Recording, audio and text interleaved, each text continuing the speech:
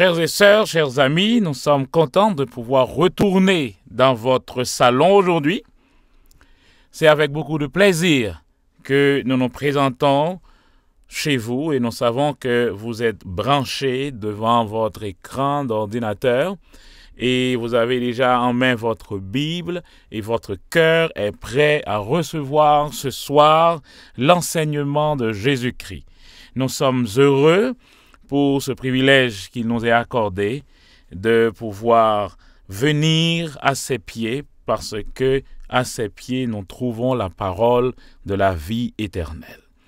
Cette semaine est une semaine extrêmement importante pour nous. Nous l'avons dit au début, c'est une semaine de délivrance.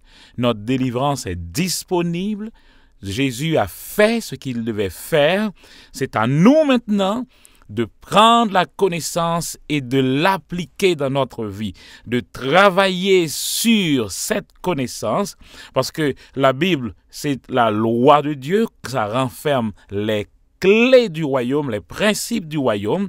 Et une loi, c'est quelque chose que chaque fois qu'on l'active, ça donne toujours le même résultat. Quel que soit l'endroit où on active une loi, la loi produit toujours le même résultat. Quand nous utilisons la parole de Dieu comme on doit le faire, quand nous travaillons et nous appliquons, nous posons les actes sur ces lois, il est sûr d'avoir le résultat désiré. Donc, nous sommes, comme je le dis, très heureux d'être avec vous aujourd'hui. Nous sommes presque à la fin de notre semaine, à la fin de cette série. Et vous allez comprendre que le message du royaume de Dieu est tellement vaste que ça va prendre beaucoup plus de temps pour cerner tout. Mais heureusement, la Bible, c'est une source inépuisable. On n'aura jamais le temps d'épuiser tout ce qu'il y a dans la Bible. C'est pour cette raison que nous devons être toujours à l'étude pour que nous puissions...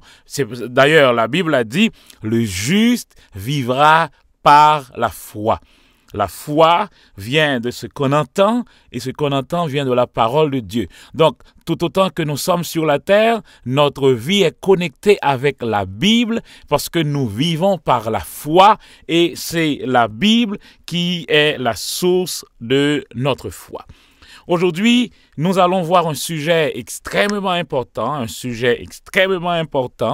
C'est intéressant de préparer notre cœur pour recevoir le message d'aujourd'hui. Le message d'aujourd'hui, c'est la puissance qui nous permet de transformer le monde. C'est pour cette raison que l'apôtre Paul nous dit que la nature soupire après la manifestation des enfants de Dieu, des fils de Dieu que nous sommes. Donc, c'est important de préparer nos cœurs pour recevoir le message d'aujourd'hui. Prions. Père d'amour, nos cœurs sont en joie parce que nous sommes encore à tes pieds. À qui irions-nous? Puisque toi, tu as la parole de la vie éternelle. Nos cœurs sont prêts à t'écouter et nous te donnons la garantie, Père, que nous allons méditer sur ces paroles et nous allons les mettre en application dans notre vie. Saint-Esprit, toi, notre professeur par excellence, toi, l'Esprit de vérité qui a la mission de nous conduire dans toute la vérité, nous ouvrons notre cœur à ton influence. Parle-nous et que ton nom soit glorifié. Amen. Nous avions parlé de la pensée. Dieu veut que nous ayons la bonne image, la bonne pensée pour que nous puissions aller au bon endroit. Le diable veut mettre aussi en nous une image, parce que l'image que nous avons devant nos yeux indique exactement l'endroit où nous nous dirigeons. S'il met une mauvaise image devant nous, il est sûr que c'est là que nous allons. Tout dépend de l'image que nous avons dans notre pensée. C'est pourquoi Dieu veut que nous ayons la bonne image. Il est dit que tout ce qui est pur, tout ce qui est honorable, tout ce qui est vrai, tout ce qui est juste, tout ce qui mérite l'approbation soit l'objet de vos pensées. Donc, Dieu veut mettre une bonne image devant nos yeux pour que nous puissions nous diriger exactement là où il veut que nous allions. Nous avions vu que nous sommes le champ de Dieu. Nous sommes l'édifice de Dieu.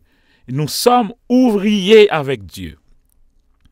Le jardin d'Éden est placé en nous. Et Dieu veut que nous gardions ce jardin. Garde ton cœur plus que toute autre chose. Et nous avons vu que la semence, c'est la parole. Et nous avons à semer dans le champ de Dieu, notre cœur, cette parole. Nous avions aussi étudié comment la parole arrive au cœur. Mettez cette parole devant vos yeux, constamment, constamment. Mettez cette parole dans vos oreilles, constamment. Et cette parole descendra dans votre cœur. Et quand la parole arrive au cœur, le cœur sait quoi faire pour faire de cette parole la foi, pour transformer cette parole en la foi.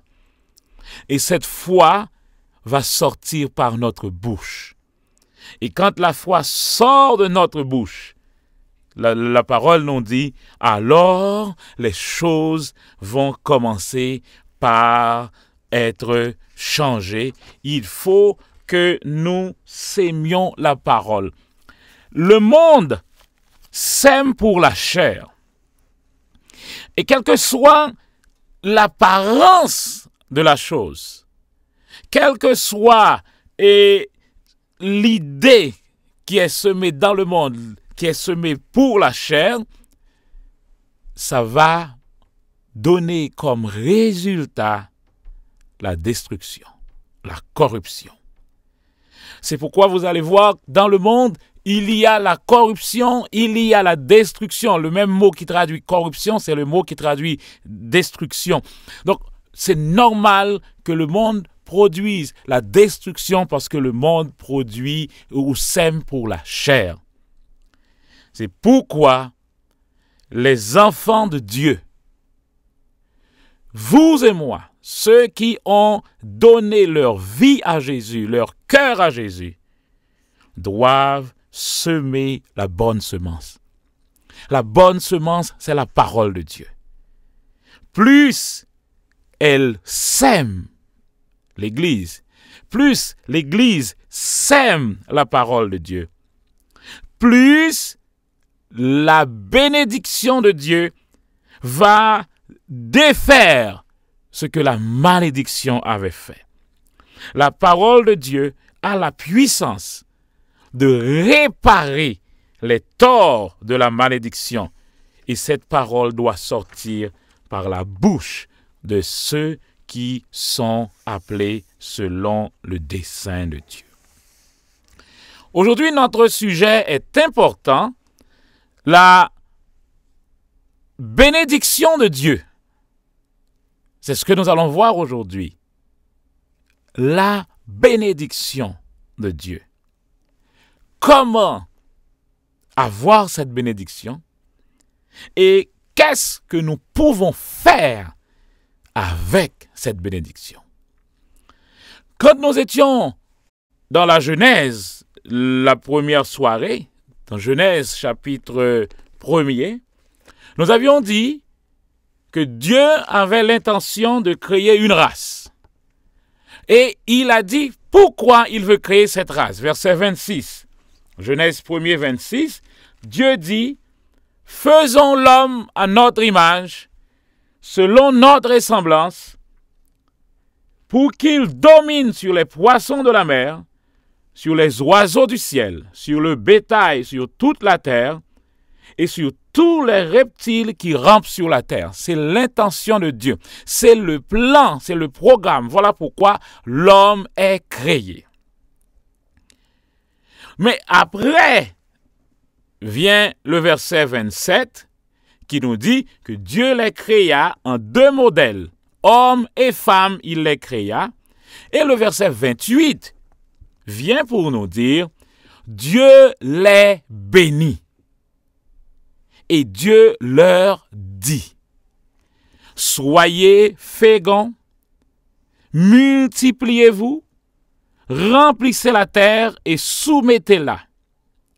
Dominez sur les poissons de la mer, sur les oiseaux du ciel et sur tout animal qui rampe sur la terre.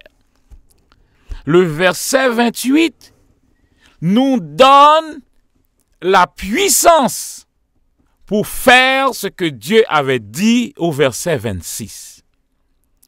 Faisons l'homme à notre image pour qu'il domine. Et comment l'homme va dominer, la puissance que l'homme a besoin ou dont l'homme a besoin pour dominer, pour multiplier, pour soumettre la terre, l'assujettir, c'est la bénédiction.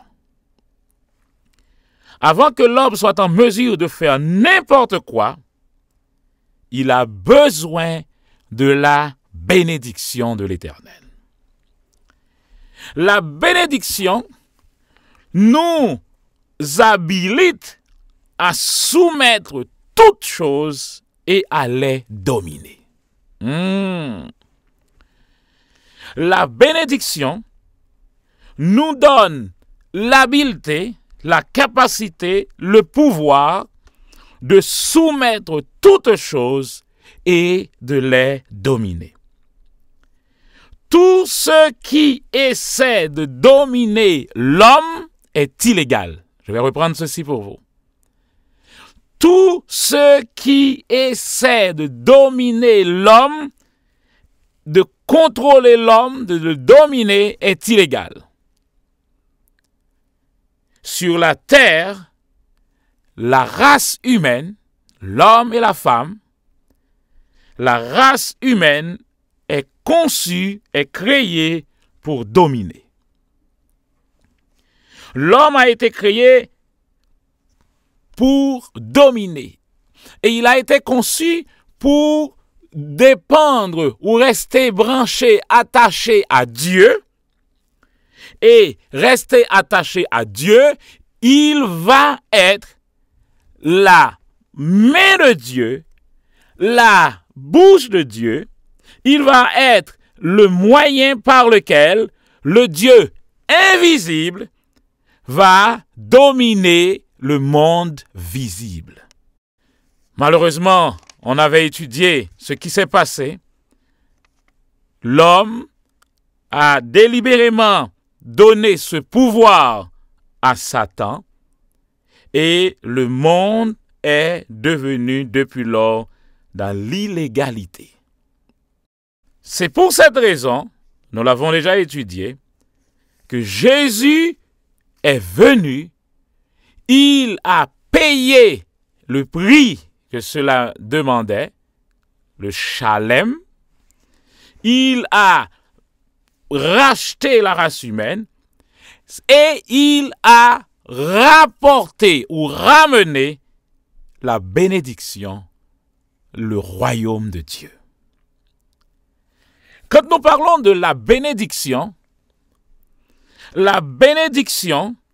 c'est le pouvoir, c'est la puissance de Dieu qui va nous permettre de prospérer, de réussir, de croître et d'exceller. La bénédiction est une puissance qui nous habilite. Le terme bénir veut dire habilité. C'est une puissance qui nous donne la force de prospérer, de réussir, de croître et d'exceller. C'est pourquoi, dans la bénédiction de Deutéronome 28, 1 à 14, il est dit « Vous serez toujours à la tête et jamais à la queue. » Il y a toujours la prospérité, il y a toujours la croissance, il y a toujours l'excellence, toujours la réussite dans la bénédiction. Maintenant, nous allons voir quelque chose d'extrêmement important. Je m'adresse à vous aujourd'hui parce que depuis notre série, vous avez compris que pour bénéficier de tout ça, vous devez être dans le royaume de Dieu. Je m'adresse à vous maintenant parce que vous êtes dans le royaume. Vous êtes des citoyens du royaume. Et vous devez savoir que quand vous êtes dans le royaume, il y a automatiquement quelque chose que Dieu place sur vous. Nous sommes au psaume 3. Au psaume 3. Psaume 3. Je lis le verset 9 avec vous. Le livre des psaumes, chapitre 3, le verset 9. Regardez ceci. À l'Éternel est le salut. Rappelez-vous, le mot salut, c'est encore le mot shalom, c'est le mot sozo du grec, qui veut dire rien n'est cassé, rien n'est brisé, on est entier, on est complet. C'est l'idée d'être un être tout entier. À l'Éternel est le salut, que ta bénédiction soit sur ton peuple. Si vous regardez dans votre Bible, vous allez voir après ce verset, il y a un mot, c'est pause. En hébreu, c'est là. Ici, ce mot veut dire, reste un moment et médite sur ce que tu viens de lire. Quand vous voyez pause dans le livre des psaumes, pause veut dire, arrête toute lecture après, médite sur ce que tu viens de dire. À l'Éternel est le salut, que ta bénédiction soit, où ça? Sur ton peuple. La bénédiction est conçue pour être sur nous. Que la bénédiction de l'Éternel soit sur ton peuple. Une abondante connaissance de Dieu produit le meilleur de Dieu. Donc, la bénédiction est placée sur nous. Romains chapitre 15, verset 29. Romains chapitre 15 et le verset 29. Romains 15, verset 29. Romains chapitre 15 et le verset 29.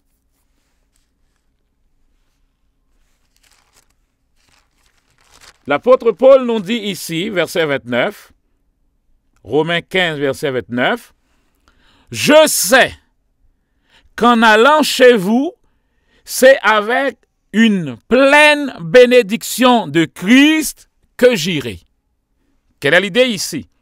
L'idée, c'est avoir la plénitude de la bénédiction. Et maintenant, c'est ce que le Saint-Esprit veut que vous arriviez à comprendre aujourd'hui. Nous venons chez vous, nous entrons dans votre salon aujourd'hui et nous entrons avec la pleine bénédiction du Christ. C'est pourquoi je vous invite à préparer vos cœurs à recevoir par la foi la totalité, la pleine bénédiction du Christ. Donc, la plénitude de la bénédiction, le mot plénitude veut dire aller au plus haut niveau, aller au-delà de toute limite antérieure, sans mesure. Donc, l'idée de l'apôtre Paul, c'est d'avoir la bénédiction sans mesure, aller au niveau le plus haut, aller au-delà de toute mesure antérieure, de toute limite antérieure. Et rappelez-vous, nous avions dit le premier jour que quand vous êtes devenus fils et filles de Dieu, quand vous êtes devenus citoyens, citoyennes du royaume de Dieu, à partir de ce moment, vous êtes sans limite. Ce que Dieu veut, c'est votre liberté. La plénitude de la bénédiction est importante. La bénédiction est sur moi. Le texte dit, c'est là. Ça veut dire pause. Arrête-toi et médite un peu. La bénédiction est sur vous. Je sais que là où vous êtes, vous pouvez le dire si vous voulez, dites-le. La bénédiction est sur moi. La bénédiction est sur moi. Et la bénédiction est là pour quoi? Pour me faire prospérer, pour me faire réussir, pour me faire croître et exceller. Quand je réussis, quand j'arrive au niveau le plus haut, ça fait quoi pour Dieu? Ça rend Dieu attrayant. Écoutez, ne me dites pas que vous avez un Dieu qui est grand, un Dieu qui est bon, un Dieu qui est miséricordieux, un Dieu qui possède tout. Et vous vivez dans la défaite, vous vivez constamment dans l'échec, vous vivez constamment dans le manque. Et ne me dites pas que cela rend votre Dieu attrayant. Donc c'est parce que Dieu veut. Dieu ne veut pas que ses enfants soient dans un état déplorable parce que ça ne le rend pas attirant. Mais le contraire est aussi vrai. Quand vous réussissez, quand vous avez la croissance à tout niveau, le texte dit, je souhaite que tu prospères à tous égards. C'est pourquoi je vous dis, il faut vérifier quand on vous dit quelque chose dans la Constitution pour voir quelle est la pensée de la Constitution, quelle est la pensée de Dieu.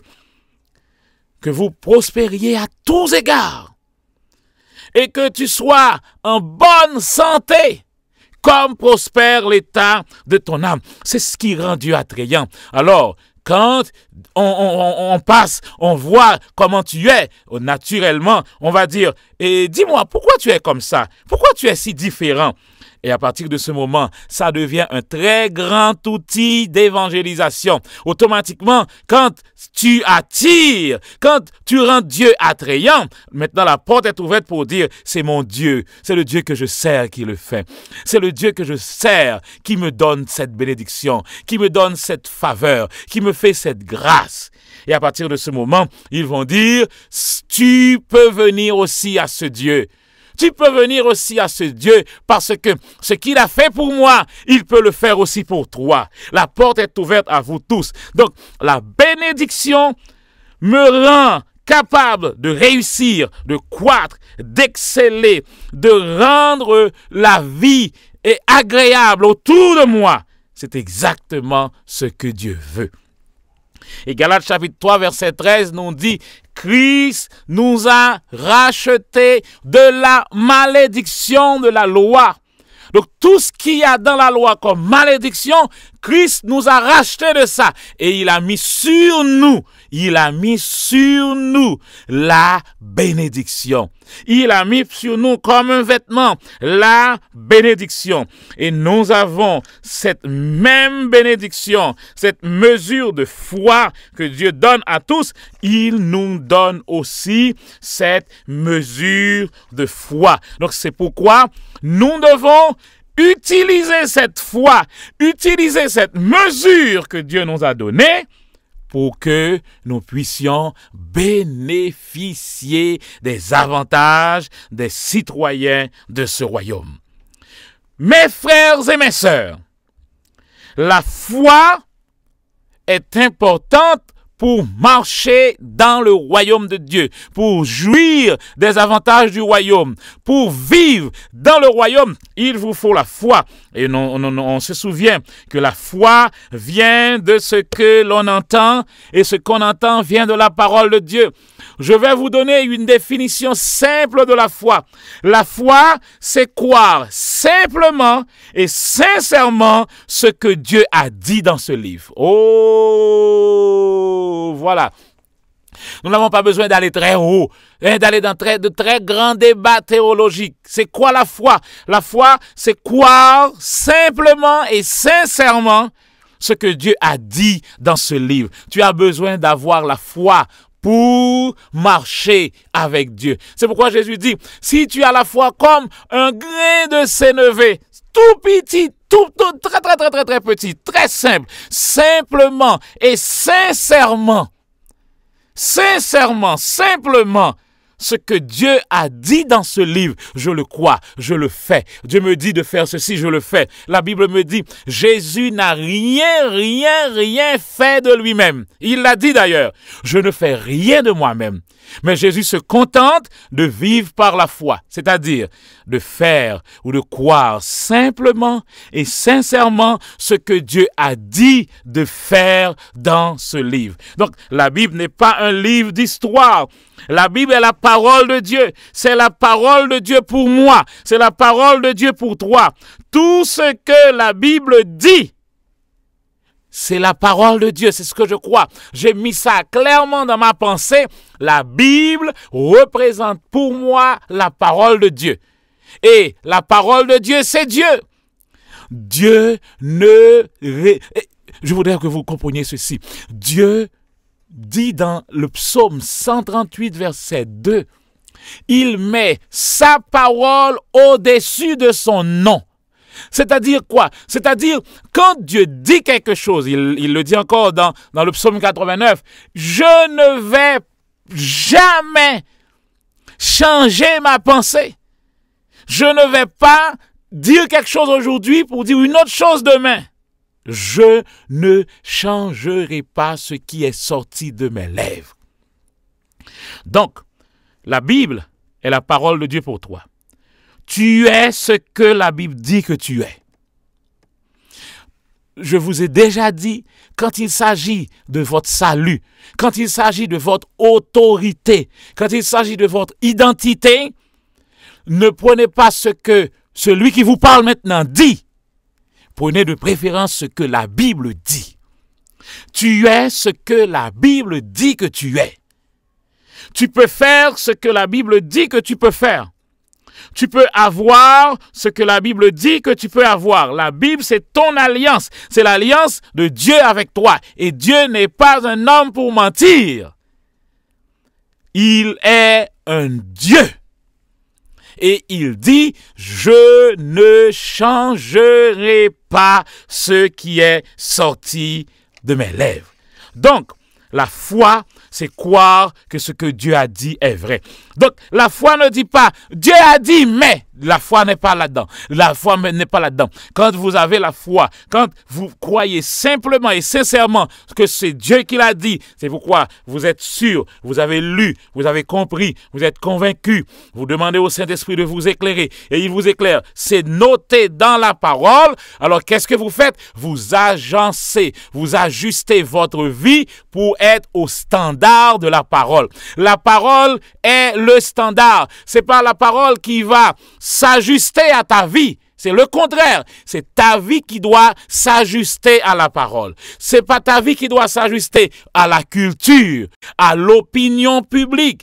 C'est pas parce que c'est populaire que c'est bon. Ça peut être populaire. Ça peut être même légal dans ton pays. Mais est-ce que ça correspond au standard que la Bible représente? Donc, la bénédiction de Dieu se retrouve dans la Bible. Et la Bible me dit, psaume 3, verset 9, la bénédiction de Dieu est sur moi. C'est pourquoi je vais continuer chaque jour à confesser cette parole. Dans quelle que soit la situation que je me trouve, je dis attention, la bénédiction est sur moi. Je confesse, quelle que soit la situation qui m'environne, je me rappelle toujours, psaume 3, verset 9 me dit, la bénédiction est sur moi. Quand tu perds de vue la bénédiction de Dieu sur toi, alors automatiquement, c'est toi qui vas essayer de faire tes propres choses pour sauver ta vie. Nous avons l'exemple d'Abraham. Abraham est sorti, un homme qui marche avec Dieu. Et la bénédiction est sur Abraham. Mais quand Abraham a perdu de vue la bénédiction de Dieu sur lui, quand il y a la famine, Abraham est parti. Il retourne en Égypte. Et dès qu'il a laissé la bénédiction de Dieu, automatiquement Abraham commence à faire des plans. Il va dire, et vous connaissez l'histoire, il va dire à Sarah, bon, nous sommes maintenant dans l'insécurité. Maintenant, il commence à créer des plans pour prendre soin de ses propres affaires. Donc, quand tu perds de vue la bénédiction de Dieu, tu essaies de faire bouger les choses toi-même. Mais tu n'auras pas Isaac, tu auras Ismaël. Automatiquement, tu es dans le champ de la chair. Et rappelle-toi, ceux qui sèment pour la chair moissonnent de la chair la corruption. Si tu veux rester dans la faveur de Dieu, il y a une chose que la foi va te dire de faire. La foi va te dire de te confier en Dieu et de compter sur Dieu et sur Dieu seul. D'avoir toujours en vue la bénédiction de Dieu.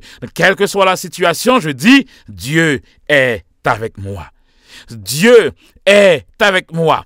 La bénédiction de Dieu est sur moi. Et hier soir, nous avons lu Romains chapitre 4, 17 qui nous dit Dieu est un Dieu qui appelle les choses qui ne sont pas comme si elles étaient. Dieu, c'est un Dieu qui ressuscite les morts. Donc si mon compte en banque est mort, est à zéro, Dieu peut et veut ressusciter ce compte. Amen. Dieu ressuscite les morts. Donc, si le compte est à zéro, le compte est mort, Dieu peut le ressusciter. Ah, j'ai sur moi la bénédiction de l'Éternel. La bénédiction était sur Abraham. La bénédiction était sur Isaac. La bénédiction était sur les enfants d'Abraham. Et ce soir, je vais vous dire quelque chose.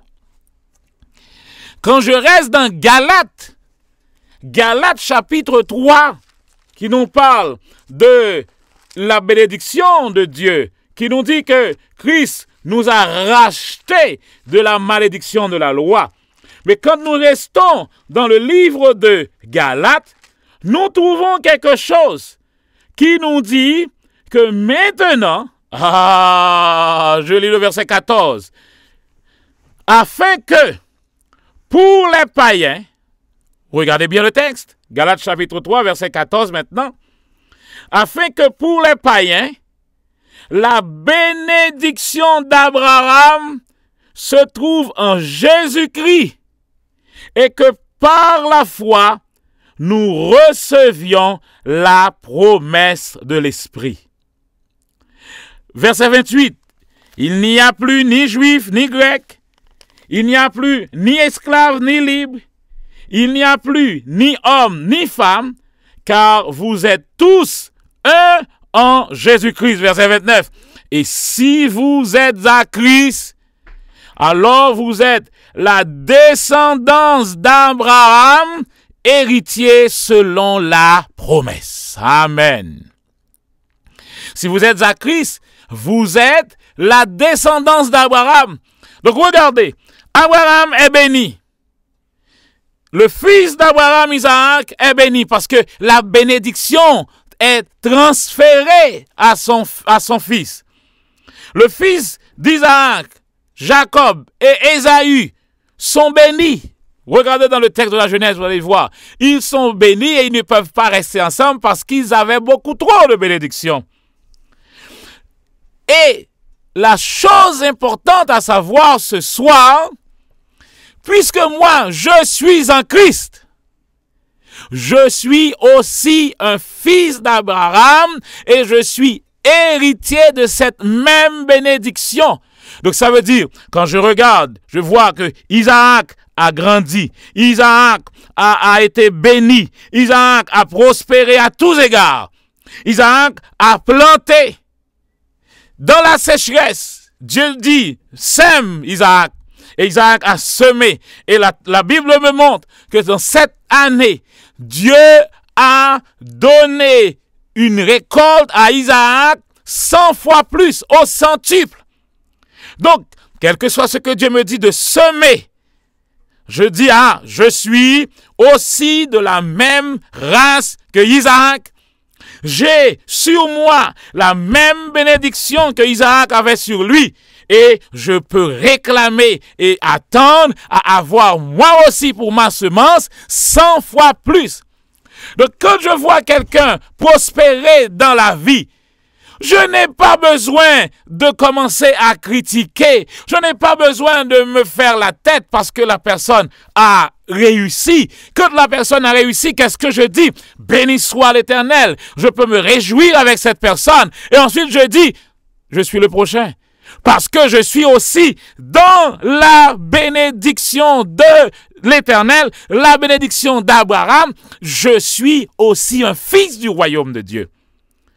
Donc, ce qui est important, c'est de prendre chaque jour conscience de ce que nous avons sur nous. Nous sommes des enfants de Dieu et nous avons sur nous la bénédiction de l'Éternel. Nous avons aussi étudié que quand nous regardons seulement au niveau de la chair, nous voyons seulement les problèmes, nous voyons seulement les manques. Écoutez ce que je vais dire là maintenant. Il n'y a pas de manque sur la terre. Oh! Qu'est-ce qu'il raconte là? Mais écoutez bien, écoutez bien. Il n'y a pas de manque sur la terre. Regardez bien. Dans un pays, il n'y a pas de la nourriture. Il y a la famine. Tout le monde dit, là, il y a des manques dans ce pays. Mais immédiatement qu'il y a un problème, une catastrophe naturelle, le lendemain, il y a des stocks de provisions, des stocks d'eau, des stocks de médicaments. Ils étaient où ça? Il n'y a pas de manque.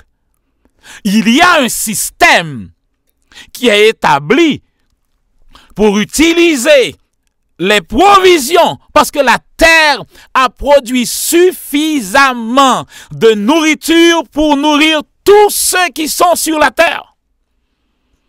Mais c'est justement le système de gestion. Rappelez-vous, nous avions dit, et c'est pourquoi ce message est pour vous important ce soir, nous avions dit que celui qui a pris la gestion de la terre après l'homme est venu pour faire 3 choses.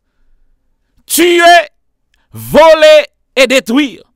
Donc le système qui est établi, le système de gestion n'est pas établi pour voir la terre prospérer à tous égards, pour voir tous les habitants de la terre vivre bien. Mais non.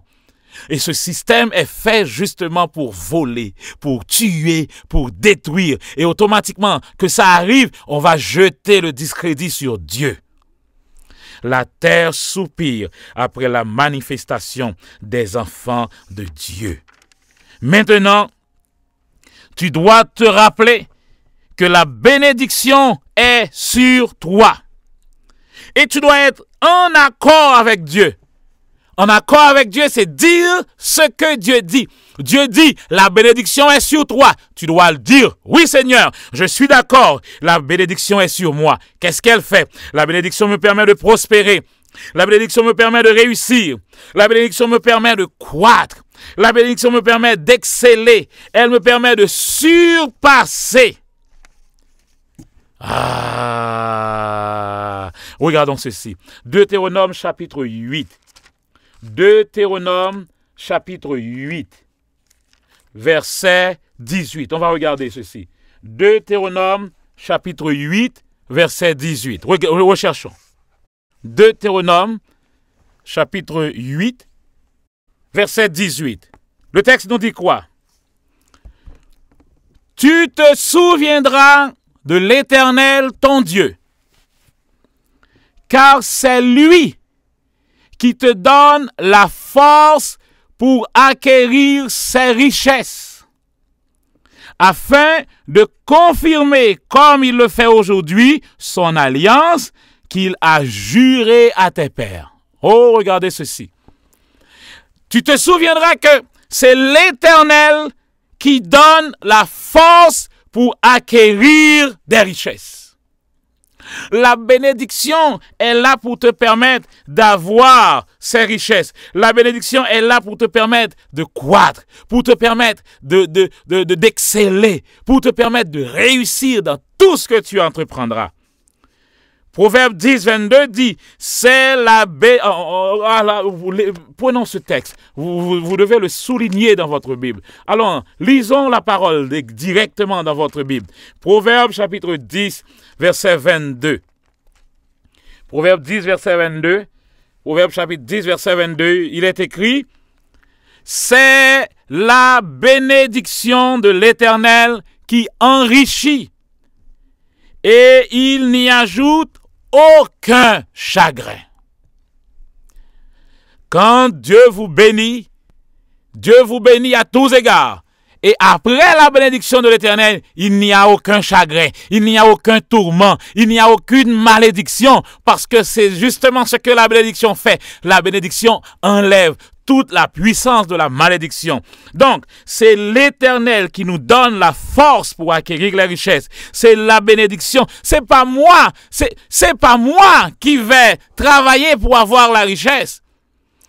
Écoutez, vous qui m'écoutez ce soir, vous devez vous rappeler que les efforts que vous déployez ne peuvent pas vous rendre riche. C'est la bénédiction de l'Éternel qui rend riche.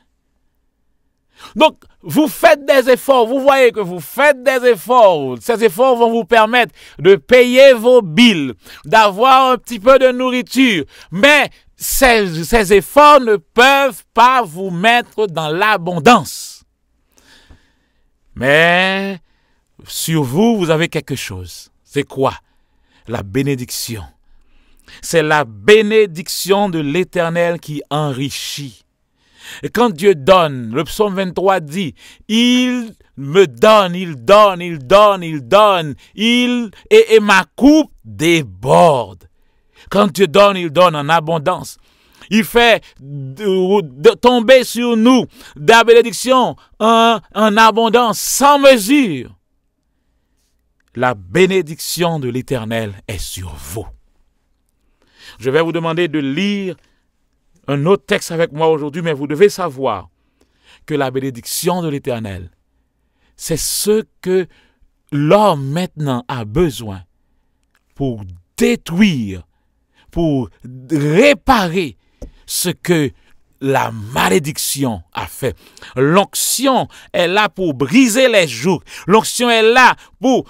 Et nous avons aussi étudié que notre mission, c'est justement le psaume 82, nous l'avait dit, notre onction, notre mission, c'est de rendre la justice, c'est de libérer, c'est d'ouvrir les yeux de ceux qui sont encore dans les ténèbres. Et tout ça, c'est le travail de la bénédiction. Comment la bénédiction vient-elle sur vous?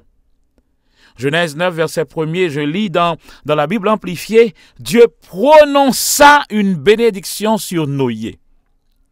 La bénédiction est toujours activée par la parole. Genèse 1er, 28, Dieu les bénit et Dieu leur dit. Il faut activer la bénédiction par la parole. On va dans Deutéronome. Regardez, on fait la liaison rapidement. Deutéronome, chapitre 30. Deutéronome, chapitre 30, verset 19. Deutéronome, chapitre 30, verset 19. Ça dit, « J'en prends aujourd'hui à témoin contre vous le ciel et la terre.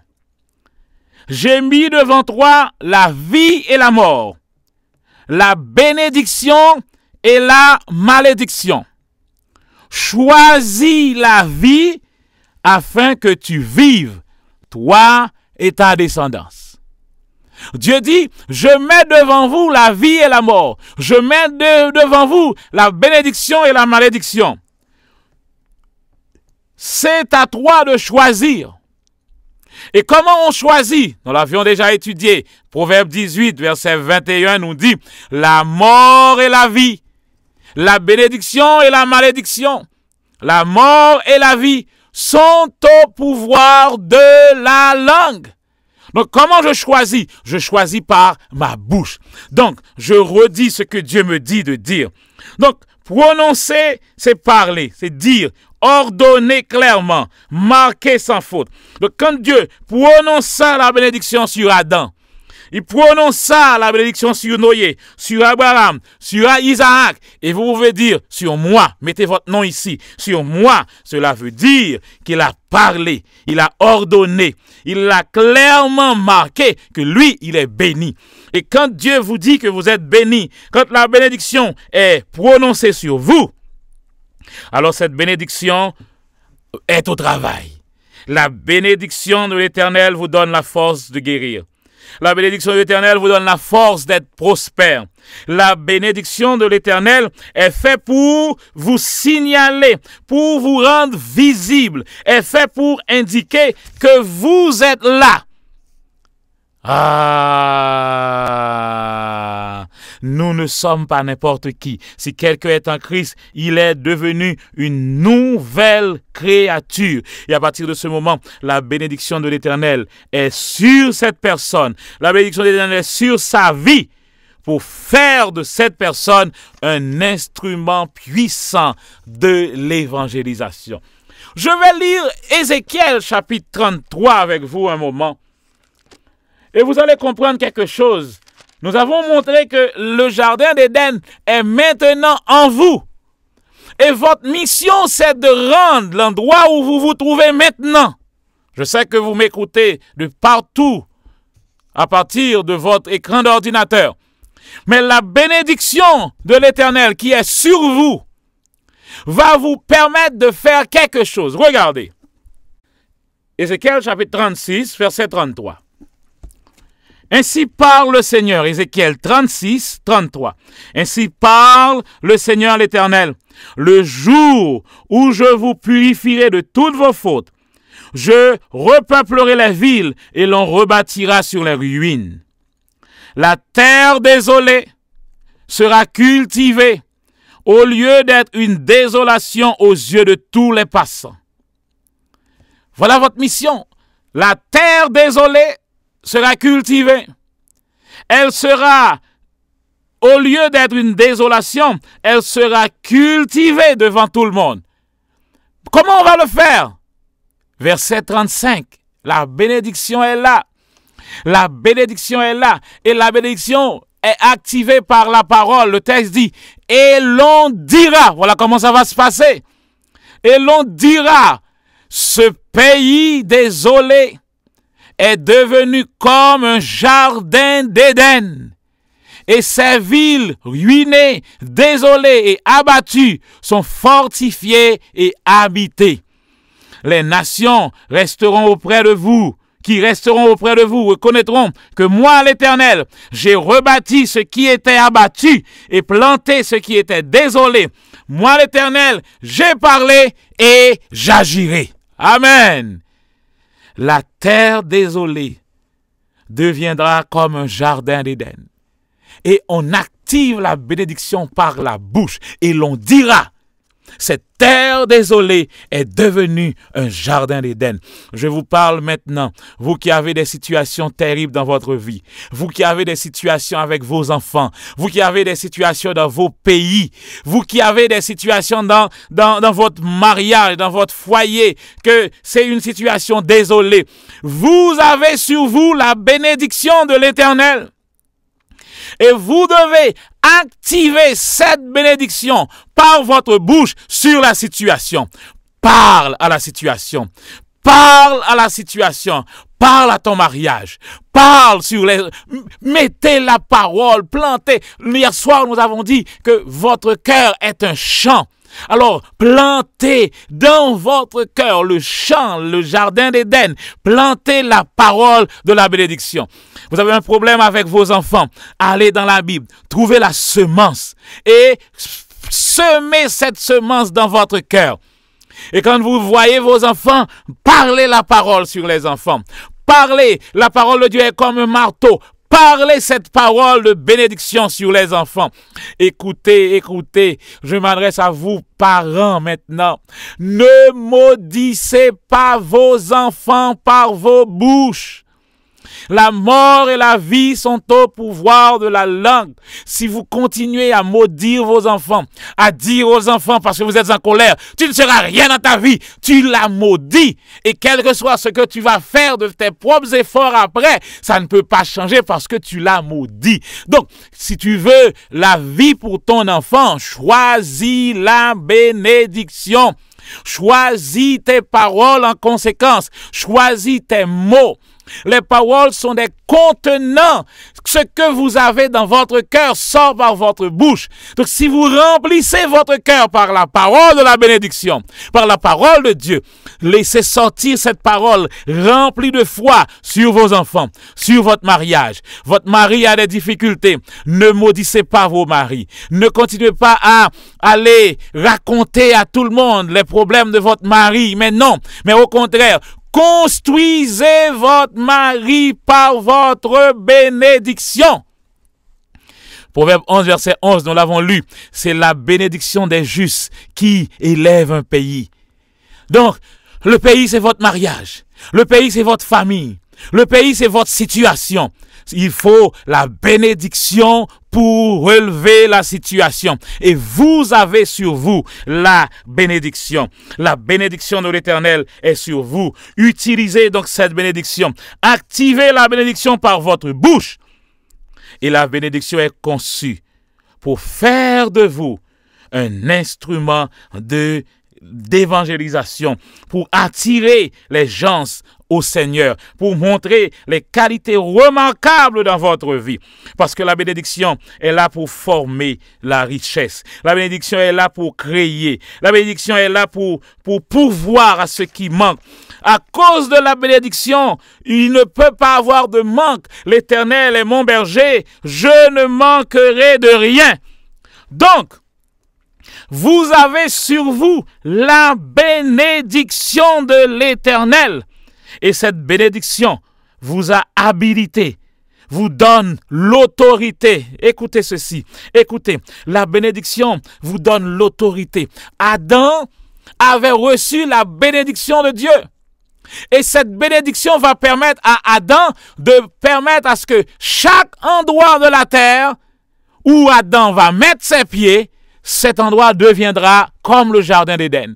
Donc en un mot, là où Adam passait, il devait étendre le jardin d'Éden. C'est ce que Dieu nous donne maintenant de faire. Là où nous passons, et on dira, ce pays désolé, ce mariage à difficulté, cette situation dans cette famille, cette église remplie de problèmes, j'ai sur moi la bénédiction, et la bénédiction est là pour renverser ce que le diable avait fait. Maintenant, cette bénédiction vous donne l'autorité. L'autorité vous donne l'habileté, mettre à mesure de faire quelque chose, vous autorise à le faire. Il y a une chose que je vais vous dire là maintenant, vous devez vous préparer pour recevoir cette chose, parce que c'est une puissance. La bénédiction vous donne l'autorité. L'autorité de faire quoi? De défaire ce que le diable avait fait. Je vais reprendre. L'autorité de défaire ce que le diable avait fait. Regardez.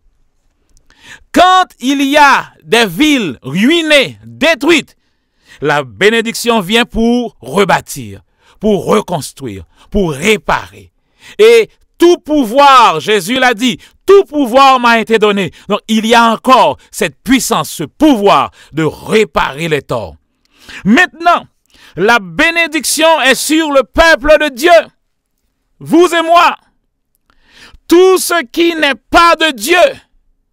Nous avons l'autorisation de poser notre doigt de veto sur cette chose, de l'empêcher de continuer à progresser. Wow! Je suis excité maintenant. Nous avons sur nous la bénédiction de Dieu. Et la bénédiction est là pour nous faire progresser, pour nous faire réussir. La bénédiction est là pour aller toujours dans le sens du meilleur, plus haut, toujours plus haut, dans l'excellence. Et toute situation qui va dans le sens contraire, vous avez l'autorité, l'autorisation au nom de Jésus. Amen. Voilà la puissance. Voilà la puissance de la grâce. C'est pourquoi l'apôtre Paul va dire, là où le péché abonde, la grâce surabonde. La grâce est toujours davantage, beaucoup plus. Le péché ne peut jamais surpasser la croix, surpasser la grâce. Donc vous avez sur vous cette autorisation. Vous avez l'autorisation de dire un mot. Veto. Veto veut dire c'est interdit. Rappelez-vous, par exemple, quand on dit, on se souvient, quand on dit aux Nations Unies, il y a des pays qui ont le droit de veto. Si un petit pays vient pour faire passer quelque chose, si un gros dit, je mets mon droit de veto, cette chose est interdite. C'est ce droit que vous et moi, nous avons en tant que citoyens du royaume de Dieu, en tant qu'ambassadeurs. Chaque fois que le diable se présente avec un projet de destruction, un projet qui va à l'encontre de la parole de Dieu, vous devez dire, et dites-le avec moi maintenant, veto. Veto. Prohiber. Le veto, c'est un mot latin qui signifie « je m'oppose à cela ». Refus, je ne donne pas mon accord. C'est prohibé, c'est interdit. Tout ce qui est là pour voler, pour tuer, pour détruire, l'autorisation que nous avons, la bénédiction qui est sur nous, nous donne le droit de dire veto. La bénédiction nous a donné l'autorisation de poser notre veto sur tout ce que le diable a l'intention de faire pour détruire, pour tuer et pour voler. Tout autant que vous voyez qu'il y a quelque chose qui est là pour voler, la pauvreté, vous voyez quelque chose qui est là pour détruire, c'est du diable. Et vous devez poser votre droit de veto. Tout ce qui a rapport à la vie, tout ce qui a rapport à l'abondance, tout ce qui a rapport au progrès, ça vient de Dieu. Car l'apôtre nous dit, tout don excellent vient de Dieu. Donc, tout ce qui va à l'encontre de ça, vous devez poser votre droit de veto. Quand Satan essaie de mettre sur toi toutes sortes de manques, tu as reçu l'autorisation, le nom de Jésus que tu as reçu, c'est l'autorisation. Tu as reçu l'autorisation de dire non, je refuse, veto. Et quand tu dis quelque chose, cette chose doit arriver parce que tu parles au nom de Jésus. Je t'autorise à poser ton veto, à dire non sur le manque, non sur la pauvreté, non sur une vie juste à peu près, sur une vie juste le nécessaire, vie de paycheck à paycheck. C'est pas la vie que Dieu veut pour toi. Dieu veut la vie et cela en abondance. Quand Satan vient avec un symptôme pour mettre une maladie sur toi, il envoie des symptômes, il envoie une grippe, il envoie une douleur quelconque, tu dois dire veto. Parce que la malédiction a la maladie, mais dans la bénédiction, il n'y a pas de maladie. Donc tu dois dire attention, tu viens quelque part qui n'est pas à toi, tu es illégal dans ce coin. La maladie, tu parles à la maladie. La maladie, tu es illégal parce que ici, c'est le temple du Saint-Esprit. Ici, c'est la propriété du royaume des cieux. Tu n'as rien à voir ici. La pauvreté, une condition d'être pauvre, une condition de déficience, une condition où on n'a pas de quoi satisfaire à ses besoins, où on ne peut pas satisfaire à ses propres désirs. Tu dis veto, parce que la bénédiction de l'Éternel est sur moi. Et dans la bénédiction de l'Éternel, je lis, fais de l'Éternel tes délices et il te donnera ce que ton cœur désire. Je lis dans la bénédiction, tout ce que tu désires en priant, crois que tu l'as reçu et tu le verras s'accomplir. C'est ce que je vois. C'est ce que je vois dans la Constitution. Mais quand c'est le manque qui arrive, manque de ressources, quand c'est la rareté qui arrive, quand c'est la disette qui arrive, quand c'est la famine qui arrive, tu dois dire maintenant veto. Ça ne doit pas continuer parce que j'ai sur moi la bénédiction de l'Éternel. Ah, c'est pourquoi vous qui n'êtes pas encore un citoyen du royaume des cieux, ne restez pas dans l'esclavage. Ne restez pas dans l'esclavage.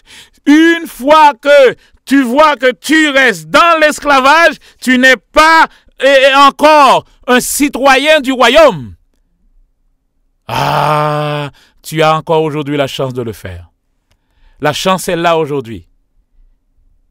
Si tu confesses de ta bouche le Seigneur Jésus, et si tu crois dans ton cœur que Dieu l'a ressuscité des morts, tu seras sauvé. Et une fois que tu es sauvé, la bénédiction est reposée sur toi. C'est le shalom, le sozo du grec. Aucun démon ne peut vous empêcher d'avoir ce que Dieu a déjà placé dans votre cœur. Parce que Dieu l'a dit. Et qu'est-ce que toi tu dois faire? Puisque Dieu l'a dit, toi tu dois le redire. Tu dois le confesser. Dire ce que Dieu a déjà dit. Confesser ce que Dieu a déjà dit. Et quand nous le disons, les anges sont là pour prendre notre parole. Et cette parole, puisque nous la disons avec foi, puisque nous la répétons par la foi, les anges écoutent cette parole comme si c'est Dieu qui parle et ils exécutent. Amen. Vous avez sur vous la bénédiction de transformer ce que le mal a fait. Le transforme. C'est pourquoi la Bible dit, ne rendez pas le mal pour le mal. Laissez-moi finir avec cette idée. Ne rendez pas le mal pour le mal, mais surmontez le mal par le bien. Vous êtes de la bénédiction. Vous n'avez aucun rapport avec la malédiction. Votre bouche ne doit pas maudire. Vous savez pourquoi? Je vous savez pourquoi? Regardez. La terre est ronde comme une boule, dit-on. Quand on était enfant, on avait étudié. La terre est ronde comme une boule. Si je lance une malédiction, cette malédiction va sortir et elle va faire le tour et elle revient à moi parce que je suis dans le cercle. Donc, c'est pourquoi Jésus dit, bénissez ceux qui vous maudissent. C'est la seule façon pour vous de ne pas recevoir en retour la malédiction qui sort de votre bouche. Parce que quand la chose sort de votre bouche, c'est une puissance. Ça va s'exécuter quand même. Donc laissez sortir de votre bouche la bénédiction. Laissez sortir de votre bouche la parole de Dieu. Ne maudissez pas les autres. Ne maudissez pas même vos ennemis. Laissez sortir dans votre bouche la vie. La vie en abondance. Laissez couler la vie sur vos enfants. Laissez couler la vie sur vos parents. Laissez couler, même quand votre parent était méchant avec vous, mais vous-même, ne rendez pas le mal pour le mal. Pardonnez. Laissez couler la bénédiction. La bénédiction, c'est comme un fleuve. Laissez couler le fleuve. Et plus le fleuve coule, plus il va y avoir de l'eau. Plus la source coule, plus l'eau est purifiée, plus ça passe. Mais si vous gardez la bénédiction dans une citerne, l'eau ne coule pas. À un certain temps, ça va puer. Ça ne coule pas. Personne ne va l'utiliser. Et on est obligé de jeter cette eau. Donc, vous-même, vous êtes un canal par lequel la bénédiction de Dieu coule. Laissez couler la bénédiction dans votre vie. Laissez couler. La bénédiction est sur vous. Oh, la nature soupire après la manifestation des enfants de Dieu. La nature soupire après vous. Ne faites pas ce que le diable vous dit de faire. N'entrez pas dans son jeu, mais vous-même, vous êtes des citoyens du royaume de Dieu.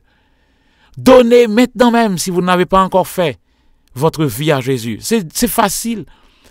Vous êtes un être, Jésus est partout en même temps. Il vous voit. Vous êtes sincère. Dites au Seigneur Jésus, aujourd'hui Seigneur, je te donne ma vie. Je confesse que tu es le Seigneur et je te donne ma vie. Je renonce à mon ancienne vie et dorénavant, je veux marcher avec toi. Je veux agencer ma vie pour être en harmonie avec ta parole. Je vais lire la parole, je vais l'étudier, je vais méditer sur cette parole pour que la foi puisse grandir en moi.